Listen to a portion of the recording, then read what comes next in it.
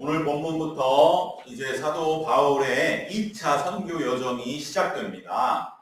우리는 16장부터로 보통 생각을 하지만은 그러나 오늘 우리가 읽은 이 15장 마지막 부분에서 벌써 2차 선교 여정의 그 시작의 말씀은 그 배경을 우리에게 설명해 주고 있는 것입니다. 그런데 2차 선교 여정의 시작이 결코 순조롭지 아니었다는 것이죠. 처음부터 삐그덕거렸고 놀랍게도 2차 선교 여정의 목적은 무엇이었냐? 우리가 2차 하면 바울의 선교제 2차는 비로소 이제 그들이 지중해를 건너서 그리스로 들어가는 마게도니아와 그리스, 지금에 말하면 유럽으로 본격적으로 들어가는, 그래서 2차 전도 여행이 바울에게 있어서는 가장 핵심적인 이방인 사역이 되는 것이죠. 그동안에 아시아였다면 이제는 유럽으로 건너가는 그런 면에서 2차 선교 여정을 굉장히 우리들이 높이 평가하는데 그 2차 선교의 출발은 결국 순탄하지 않았다. 그러면 우리가 주님의 일이 처음부터 순조롭게 시작되는 것만이 잘 되는 것이냐? 결코 그렇지 않다고 하는 것을 우리는 오늘 본문에서 보게 됩니다. 제일 먼저 이 말씀 우리 너무나 잘 알죠. 마가를 이제 바울은 동반하지 않았다. 바로 이 일은 우리 너무나 잘 알죠. 이것은 성경은 결코 사도들을 이상적인 인물로 모든 면에서 다 아주 그냥 하늘의 천사 같은 이상적인 성인으로 그린 게 아니에요. 그들은 의견의 대립이 있고 때로는 사람을 제외시키기도 하고 또 어떻게 보면 제외되기도 하고 서로 갈등하기도 하고 그러한 일들을 가감없이 성경은 우리에게 말씀해주고 있는 것입니다. 즉 진실됨이 가장 큰 웅변과 영향력을 가지는 것이죠. 그래서 오늘 말씀은 우리 그 유명한 바울과 바나바의 결별, 바로 그 가운데 마가가 있고, 그래서 보통은 마가를 동반하느냐의 문제 때문에 결별했다 이렇게 여기지만 여기서 우리는 한 가지 더 심층적으로 생각할 게 있는데 그것은 무엇이냐? 과연 이 마가 동반의 문제로 이들이 결별을 했을까? 오히려 더 근본적인 문제가 있지 않았는가? 그것에 대한 단초를 우리는 그 이후 초대교회의 모습에 대한 성경 말씀에 군데군데 이렇게 살짝씩 들어가 있는 그러한 실마리를 잡아가지고 우리가 추측하고 또 그것을 통해서 초대교회를 연구한 그러한 많은 성경에 우리 신앙에 도움이 되는 그러한 참고들을 볼 적에 바로 이 바나바와 바울의 결별은 단순한 마가의 동반의 문제 이전에 그 안에 이미 근본적인 문제가 있습니다. 그것은 무엇이겠느냐? 다름 아닌 바로 계속적으로 제1차 사도회의에서 우리가 15장에 계속 봐왔던 이방인들의 풍습이 얼마만큼 유대인들과 함께 이제 기독교 안에서 서로 공존할 수 있느냐에 대한 문제. 특별히 거기에서 바울은 이제 완전히 이방인의 사도로서 오히려 유대인의 것을 다 버리고 이방인으로 완전히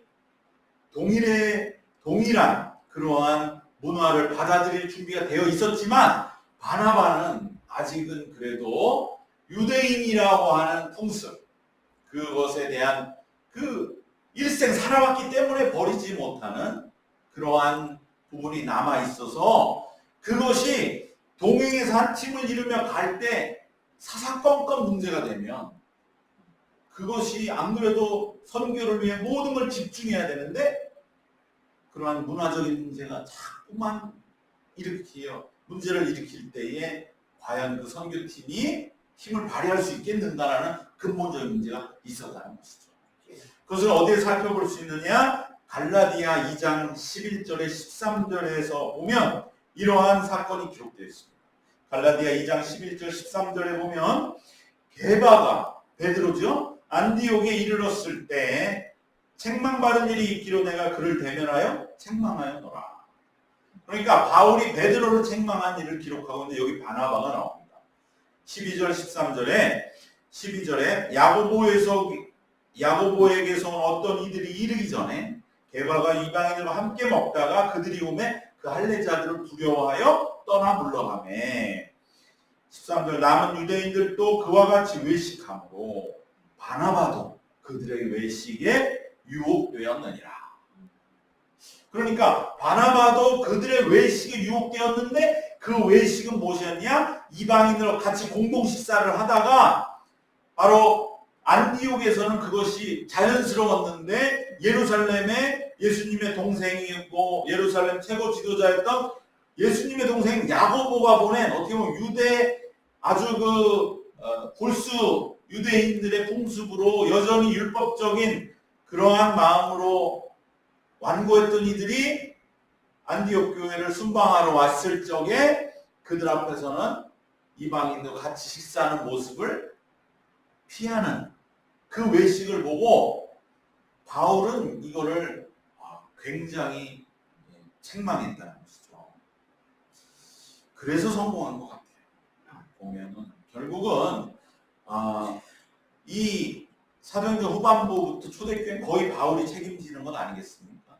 그 유명한 정말 엄청난 베드로 사도도 사실 그 이후에는 그렇게 큰 역할들은 뭐 남아있지 않잖아요.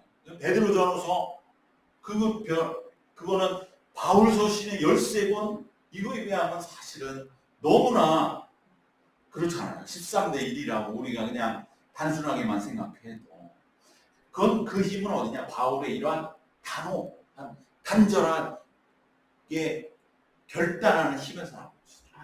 그러니까 바나바도 이것을 못하니까 결국은 그냥 그 많은 초대교회의 한 헌신자 중에 한 사람으로 그 뒤의 삶은 그렇게 조용조용하게 묻혀서 이제 이 고향인 구브로로 지금 이제 마가와 함께 갔는데 그 고향에서 선교하면서 그 구브로 키프로스 섬에 그 섬에서 순교한 것으로 초대교회 전승은 우리에게 전해지고 있습니다. 그러니까 우리가 신앙생활하면서 한번 힘을 내야 되겠다 그러면 이러한 단호한 단절이 있어요. 그래서 아마 같은 얘기는 아니지만 수도사들이 가족을 다 등지고 기독교에도 초대교회 수도사들 사막으로 떠나고 자기의 모든 일상을 다 끊고 사막으로 가서 수도하고 기도하고 또 우리 지금도 무슨 수도원 천주교에 남아있는 그것은 그들이 영적으로 그러한 것을 통해서 뭔가 그러지 않으면 내 삶이 쓰지를 못하겠다고 하는 영적으로는 그러한 그건 공통된 것 같습니다. 그러니까 우리도 지금 신앙생활함에 있어서 내가 정말 뭔가 하나의 것을 남기고 가겠다. 아니면 내 자신이라도 굳건하게 세워야 되겠다. 하나님 앞에 내 신앙으로 서야 되겠다 한다면 이러한 확고한 단절이 결단이 꼭 필요한 줄 믿습니다.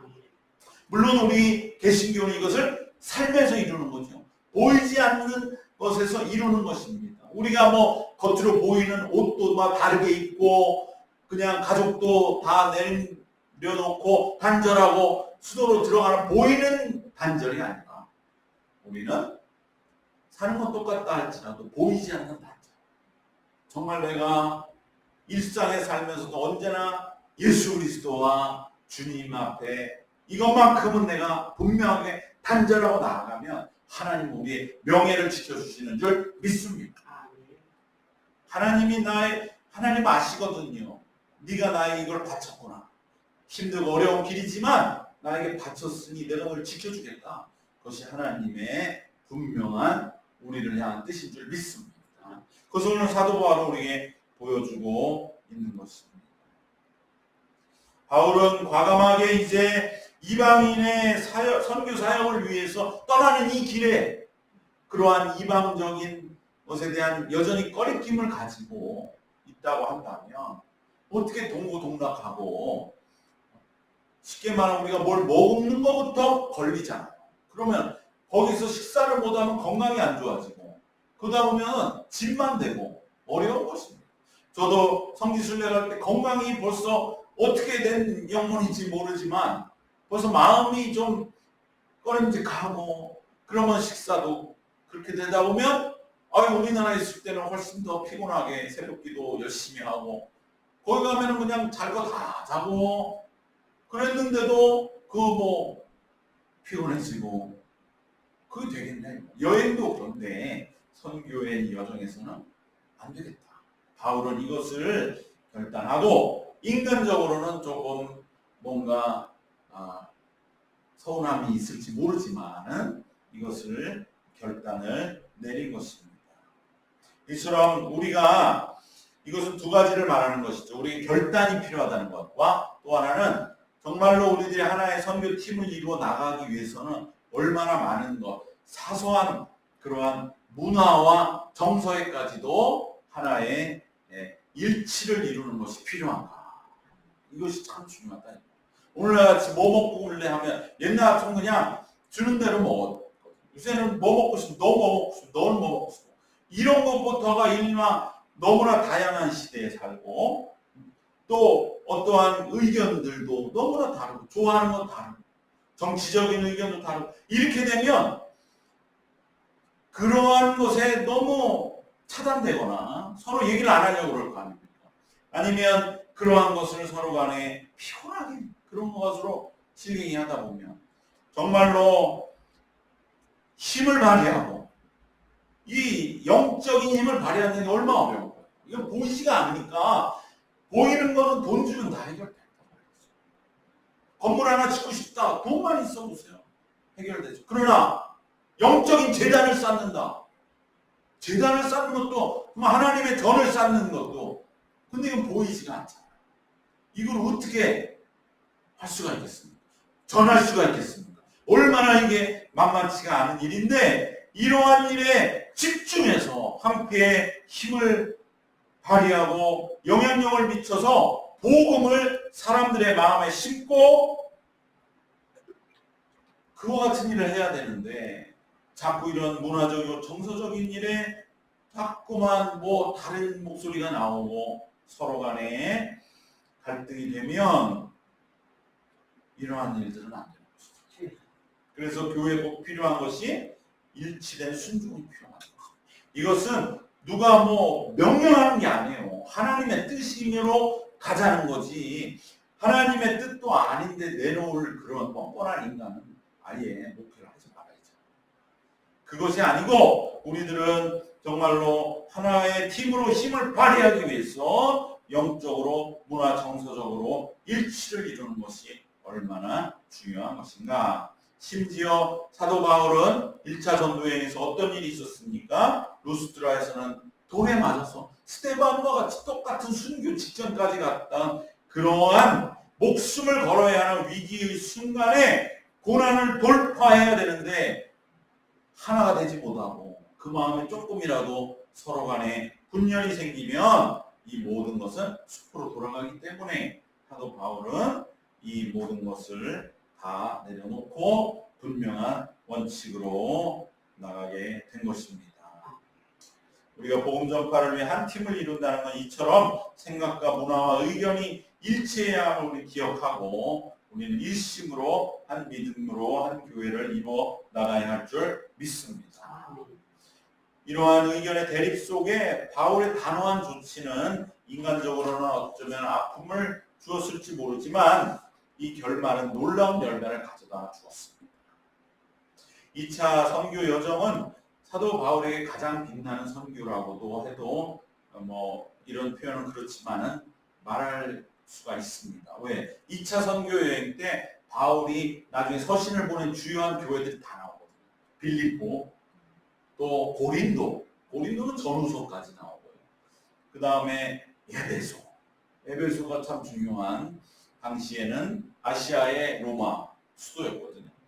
바로 그러한 그가 서신서로 남긴 주요 배경이 되는 도시들이 2차 선교에 모두 포함되어 있고요. 그리고 이방인의 사도라는 바울의 삶은 가장 잘 드러난 여정이 2차 선교 여정이었는데 그 출발은 결코 순조롭지 못했습니다. 바로 마가의 동행여고. 마가는 사실은 정말로 우리가 이제 마가복음의 그 마가죠. 그래서 마가의 다락방의 그 마가라. 특이하게도 그래도 유복하고도 충분한 그러한 좋은 그 유복한 집안이 예수님을 따랐던 거죠. 그래서 예수님이 왠지 아주 너무나 따라가는 그러한 주님으로 모시는 신앙의 집이 되었고, 그래서 오순절 마가다락방이 이 마가입니다. 그리고 이 사람의 외삼촌이 바나바예요. 바나바가 외삼촌. 그래서 바나바가 마가의 다락방을 예루살렘 교회로 내려온 거예요. 그러니까 바나바의 예루살렘 교회에 어떻게 보면은 성전 건축자가 된 거죠. 그 영향력이 굉장히 강해져서 일곱 집사에서도 제외되고, 너무 사도들이 볼 때 이 바나바 잘못했다가는 바나바가 목소리 제일 커질 것 같으니까 이거는 복음을 위해 옳지 않다. 예수님이 뜻이, 예수님의 살아계시는 역사, 예수님의 말씀이 중심이 돼야지 물적 기반을 제공한 자가 돼서는 안 된다. 대부분이 그런 경우가 많거든요. 세상의 모임들은. 그래서 바나바는 일곱 집사를 뺐다 이 말이에요. 그럴 적에 바나바는 그래도 시험에 들지 않고 위로하고 겸손하고. 그래서 바나바는 그럼 자기는 새로운 교회로 가서 섬기겠다고 해서 바울과 함께 안디옥 교회로 온 거죠. 그 바나바예요. 또 그 마가. 그러니까 마가는 아직 어리니까 그 자부심이, 왜 교회에서 장로님 아들 같은, 그것도 막 교회를 세운 그러한 사람으로서의 그 모습이니까 굉장히 사람들의 사랑은 받고, 너가 나중에 교회를 위해 열심히 뭔가 일을 할 거라고 하지만 영적으로는 너무 아직 서투른 거죠.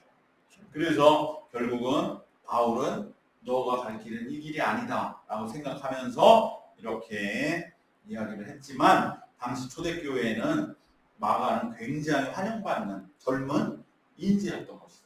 그걸 어디서 알 수 있느냐? 마가가 여기서 이제 바울에게 내처짐 당한 다음에 누구에게로 가냐면 베드로에게 가요. 그때 베드로는 오히려 너무 반갑게 그를 맞아요. 어떻게 보면 마가는 서로 초대교회에서 끌어가려고 하는, 이제 내 밑에서 키우려고 하는 그러한 사람이 있어요. 바울은 이런 면에서 참 대단한 거죠. 누가 봐도 배경이 좋은, 누가 봐도 초대교회, 정말 그 교회의 주인집 도련님 같은 자녀를 잘 키우면 큰 일을 할 것 같다고 세상적으로 생각될 수 있잖아요. 근데 바울의 눈에는 아니에요. 하나님의 일은 그런 아이들이 하는 일은 있고, 우리가 또 가야 할 길은 그 길이 아니에요. 하나님의 일은 그렇지 않아요. 그래서 바울은 디모데와 실라를 키우는 것이죠. 어쨌든 그만큼 그러한 인물이 마가였다고 하는 것이고, 그러한 마가를 단호히 거부할 수 있는 바울의 그 결단, 이것이야말로 이후에 바울의 사역에 놀라운 하나님의 역사하심이 함께하는 분명한 그러한 또 바울만의 하나님이 주신 귀한 은혜인 것을 생각하면, 우리들도 내가 볼 때는 이거 누구든지 가질 만한 걸 내가 가졌다면 오히려 그걸 버리는 결단, 그걸 단호하게 끊어버리고, 주님 그런 것에 제가 의존하지 않겠습니다. 오직 하나님의 뜻만을 바라보면서 주님의 일을 위하여 주님이 명하신 길을 가겠습니다. 그러한 결단이 있을 때에 반드시 하나님은 1차 선교여행보다도 더 놀랍게 역사하시는 진정한 바울의 그러한 무대를 이제 열어주시는 줄 믿습니다. 바로 바울은 이 선교여정에 최선의 준비를 다하여 임하고자 그의 분명한 기준을 가지고 임했습니다. 감정적으로는 서운하지만 선교의 사명 감당을 위해 선을 그어야 하는 일이 우리 신앙생활에 꼭 있습니다. 내가 이것은 해야 되겠다. 이것은 꼭 지켜야 되겠다. 무엇보다도 내 마음을 지켜야 되겠고 내가 진정으로 부족한 것을 분명하게 채워나가는 그것을 내가 의식하면서 그 모든 상황을 견뎌야 되겠다. 때로는 그것이 너무나 불편하고 때로는 너무 어색하고 힘들다 할지라도 그 선을 분명하게 우리들이 의식해 나가야 할 것입니다. 주님의 일을 해나감에 있어 우리는 정말 무엇을 위하여 이런 기준과 단절의 아픔이 있어야 하는 것인지에 집중하고 하나님의 사명 감당을 위한 것이라는 확신이 성령의 인도하심 속에 기도 가운데 들면 우리는 그 성령의 인도하심을 따라 결단한 대로 그대로 나가기만 하면 반드시 하나님이 해결하신다. 가장 좋은 결과를 주신다. 바울을 보고 마가를 보라. 그 믿음으로 우리들은 결단하고 나아가야 할 줄 믿습니다. 마지막으로 감싸주는 역할을 한 이 바나바의 포용력도 대단한 것이었습니다. 사실은 바나바 같은 이름 없는 이러한 섬기는 이들이 있었기 때문에 초대교회 바울이 나왔고 베드로가 또 마가가 나왔어요. 마가는 이제 어떻게 보면 바나바가 그를 품어서 네가 여기 있으면 교회에서 얼마나 너를 갖다가 자존심 상하게 하고 아유 저 사람 요번에나 못 갔대 시험에 들게 할 것이냐 차라리 나와 함께 떠나자. 그래서 같이 출발하면서 바나바는 이제 마가를 데리고 구브로로 가고 그곳에서 정말 마음에 상심하고 침체한 마가를 바나바는 다시 살린 거죠. 어떻게 보면. 그러니까 바나바는 바울도 살렸고 마가도 살린 것입니다. 그래서 새로운 사역의 길을 열어줍니다. 바울에 의해 내친당한 마가의 마음을 염려하고 바나바는 마가를 감싸는 역할을 할 때 그 결과 마가는 결코 좌절하지 않고 이제 베드로의 사역을 열심히 돕게 되면서 베드로전서 5장 13절에는 베드로가 마가는 내 아들 마가라고 할 정도로 아들 같은 그러한 동역자가 되는데 그러면 자연히 무슨 일이 일어나겠습니까? 예수님 얘기를 듣게 되죠. 그것이 그대로 마가복음이 됐어요. 사복음서 중에 최초의 복음서가 마가복음. 마태, 누가보다 20년 빨리 이 땅에 기록된 복음서 마가복음. 왜 쓰여졌겠습니까? 베드로의 말을 옆에서 주구장창 듣는 거죠. 그러니 마가가 그 어린 마가가 예수님 눈에 보는 것 같이 그리고 싶지 않았겠습니다. 만일 마가가 바울을 따라갔다면 마가복음은 안 나오는 거죠. 예수님에 대해서 바울은 생전의 모습에 대해 한마디도 안 했어요. 바울이 예수님에 대해서 말한 것은 예수님이 십자가에 달리셨다. 그리고 그건 나는 못 봤다. 들었다. 그런데 내가 본 건 무엇입니까? 다메섹에서 부활해서 내 앞에 나타나신 예수님은 봤다. 바울은 그것밖에 예수님에 대해 한마디도 안 했어요. 못했어요. 당연하죠. 그때는 바울은 예수님의 정반대, 바로 예루살렘 성전, 예수님을 못 박은 자들의 밑에서 그들한테 배우려고 애쓰는 학생에 불과했단 말이에요. 그런데 어떻게 그 바울을 따라다니면서 마가가 예수님의 옛자라도 들어봤겠습니까? 살아생전에. 놀라운 일 아닙니까? 하나님은 그래서 칼뱅은 그랬다는 거예요. 하나님은 바울과 바나바가 여기서 싸우고 헤어질 걸 알고 계셨다. 그래서 마가가 그렇게 마가복음을 쓸 것을 이미 하나님 다 알고 계셨다.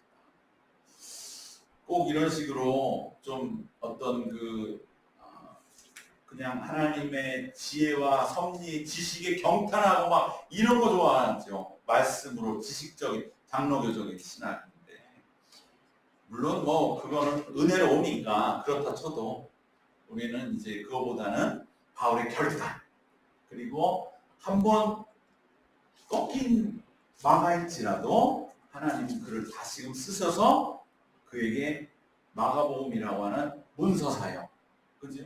얼마나 귀한 일입니까? 그것을 이루게 하시는 하나님의 이 인도하심을 우리는 보면서 나는 과연 어떠한 길을 가고 있는가? 내가 정말 맞는 길을 가면서 하나님께 쓰임받고 있는가? 그것을 우리들이 보고 또 주변에 혹시나 한번 꺾인 신앙인들이 있다면 그들이 바나바처럼 우리들이 그들에게 하나님은 한번 꺾였다고 해서 당신을 실패하게 놔두지 않아. 오히려 마가를 봐. 그거 잘 나가고 초대교회 다 예뻐하고 얼마나 마가의 위세가 든든했겠어요. 자기 집에서 성령 강림이 일어났는데 이게 보통이 됩니까? 그런 마가가 꺾였어. 완전히 어떻게 보면은 인간을 무시당하고 매장당하고 저 형편없어. 쟤는 하나님 일에 도움 안 돼.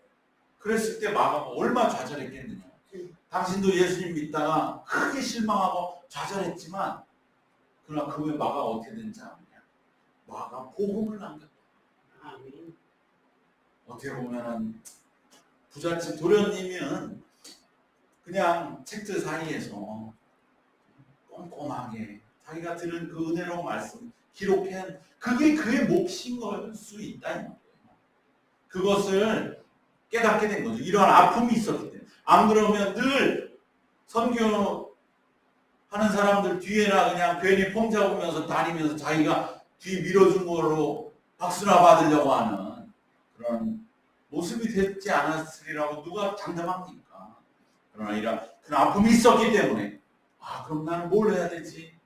어떻게 해야 어떻게 보면 나에게 이 큰 마이너스를 조금이라도 만회할 수 있을까? 그 길을 절치부심한 끝에 하나님이 마가복음을 쓰게 하는 그 놀라운 반전의 역사 중을 기억하면서 당신도 이 실패가 결코 하나님이 버린 게 아니고 진짜 당신이 맞는 인생길을 찾도록 인도하고 계시는 거라고. 힘을 내라고. 바나바처럼 우리들이 그렇게 오늘날 또 많은 신앙인들에게 북돋아준다면 우리가 얼마나 바나바와 같은 귀한 역할을 감당하는 그러한 주님의 쓰임받은 사명자가 될 수 있겠습니까? 우리가 그러한 길을 할 수 있도록 우리는 이 말씀을 통해서 바나바가 사역에서 좌절된 마가를 변함없이 추슬러 주었기 때문에 마가는 전도의 현장에서는 제외되었지만 오늘날 복음서를 통한 오늘날 성경을 반석으로 하는 우리 기독교의 뿌리가 되는 하나님의 영광스러운 도구로 쓰임받게 된 것을 우리가 기억하면서 우리의 삶에도 한번 좌절했다고 해서 결코 삶이 주저하는 것은 아닙니다. 오히려 진정한 사명을 찾아가는 길이 더 빨라질 수 있다는 것을 오늘 말씀 우리에게 분명하게 증거한다는 것을 기억하시고 주변에 좌절된 이들을 북돋아주는 바나바와 같은 위로의 사람들이 되시기를 축원합니다. 오늘 말씀 세 가지로 결론 정리하겠습니다. 사명을 감당하는 한 팀이 되는 공동체는 모든 면에서 일치되기 위해서 애써야 한다는 것을 꼭 기억하시고 정말 내가 하나님의 복음 전파의 그 팀의 한 역할을 하기 위해서 정말 모든 것을 맞춰나갈 수 있는 그러한 사람이 될 수 있게 하여 주시옵소서. 두 번째로 우리가 주님의 사명 감당하기 위한 때로는 갈등과 대립은 또 그로 인하여 우리들이 내려야 하는 결단이 주님의 일을 더 잘하기 위한 것이다 라는 것에 확실하다고만 한다면 인간적인 것에 매이지 않고 우리들이 분명한 결단을 내리는 것이 우리에게 반드시 필요하고 하나님은 반드시 가장 지혜롭게 이후의 것을 해결해 주신다. 우리는 단지 결단하고 나가면 된다. 이후에 바나바의 운명도 마가의 운명도 바울의 2차 전도회의도 하나님 다 해결해 주신다. 그것을 기억하시고 결단을 내리는 것에 주저하지 마시기를 축원합니다. 마지막으로 마가와 바나바를 보는 것처럼 한번 좌절되었다고 해서 결코 주저앉는 것은 아니다. 그리고 그것은 진정한 사명을 찾아 나아가고 있는 것임을 우리가 볼 수 있는 눈을 가지시고 그리고 넘어진 자를 일으켜주는 바나바와 같이 우리 주변에 정말 많은 넘어져 있는 자들을 품어주는 그러한 사역자의 길을 걸어가는 우리 모두가 되시기를 주님의 이름으로 축원합니다. 기도하겠습니다. 사랑의 하나님 감사합니다. 사도 바울과 바나바의 이러한 나눠짐이 오히려 놀라운 제2차 선교 여정의 열매를 거두고 또한 마가복음에 하나님의 큰 도구로 쓰임받은 것처럼 하나님 우리들도 우리 안에 주님의 일을 위하는 여정에서의 모든 대립과 때로는 갈등 속에서의 결단을 끝까지 지켜나가도록 하나님 인도하여 주시옵소서. 그래 우리가 주에게 쓰임받는 일에 있어 불필요한 것들을 결단하고 단절하는 결단이 더욱 확고해졌어. 그 힘으로 모든 일을 감당해 나아가고 사도 바울과 같이 전도의 여정에 어떤 험난한 일이라도 뚫고 헤쳐나가는 믿음의 역사를 이루는 우리의 남은 생이 되도록 주님께서 우리의 결단과 단절과 분명함을 인도하여 주시옵소서. 우리 주변에 한번 좌절된 이들 끝까지 우리들이 바나바와 같이 추스를 수 있도록 도와주고 함께하였어. 그들의 삶이 다시금 일어나 마가와 같이 쓰임받는 은혜가 넘치도록 저희들이 위로할 수 있는 바나바의 마음도 충만하게 부어 주시옵소서. 이 모든 것을 주관하시는 하나님의 은혜 속에 오늘도 믿음의 길을 굳건히 걸어가게 하여 주시옵시기를 우리 주 예수 그리스도의 이름으로 기도드리옵나이다. 아멘.